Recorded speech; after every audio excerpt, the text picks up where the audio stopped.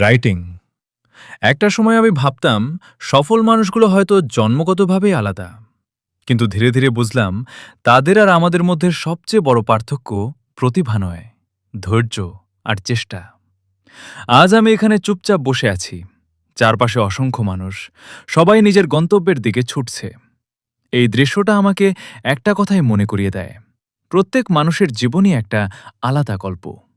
কেউ আজ শুরু করছে, কেউ মাঝপথে লড়াই করছে, আবার কেউ হয়তো সফলতার খুব কাছাকাছি পৌঁছে গেছে। জীবনে খারাপ সময় আসবেই, মানুষ সমালোচনা করবে, অনেকেই বলবে তোমার দিয়ে হবে না। কিন্তু যদি তুমি নিজের উপর বিশ্বাস রাখো আর প্রতিদিন একটু একটু করে এগিয়ে যাও, তাহলে একদিন সেই মানুষগুলোই তোমার সাফল্যের গল্প বলবে। তাই কখনো নিজের স্বপ্ন ছেড়ে দিও না। ছোট ছোট পদক্ষেপই একদিন বড় সাফল্যের পথে নিয়ে যায়। মনে রেখো, সময় বদলায়, পরিস্থিতি বদলায়, কিন্তু যে মানুষ নিজের লক্ষ্য থেকে সরে যায় না, তার ভাগ্য একদিন বদলে যায়।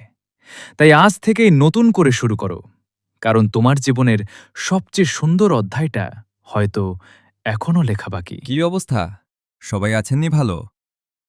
আমি আজ চলে গেলাম ঢাকা দিয়াবাড়িতে। উত্তরা মেট্রো আছে এখানে, অনেকগুলো নৌকা। মানুষ ঘুরতে আসা অনেক দূরান্ত থেকে, জায়গাটা খুবই সুন্দর। পাশে আছে ভাসমান রেস্টুরেন্ট জায়গাটাতে। সুন্দর লাগবে বিকেলবেলা? আসলে আমি মাঝে মধ্যে এখানে ঘোরার জন্য যাই। আপনাদের সাথে একটু ভিডিওটা শেয়ার করলাম। মেলা হচ্ছে ওইখানে। চোর কি অথবা ঘোড়ার গাড়ি, অনেক কিছু আছে। বাচ্চাদের সব কিছু ঘোরার জন্য। জানি না ভিডিওটা কেমন হয়েছে, যদি ভালো লাগে থাকে হতো বাবা, আমার ইউটিউব চ্যানেলটা সাবস্ক্রাইব করে রাখবেন পরবর্তী ভিডিওর জন্য। সবাই অনেক দূরে দূরে চলে গেছে নৌকা নিয়ে ঘোরার জন্য।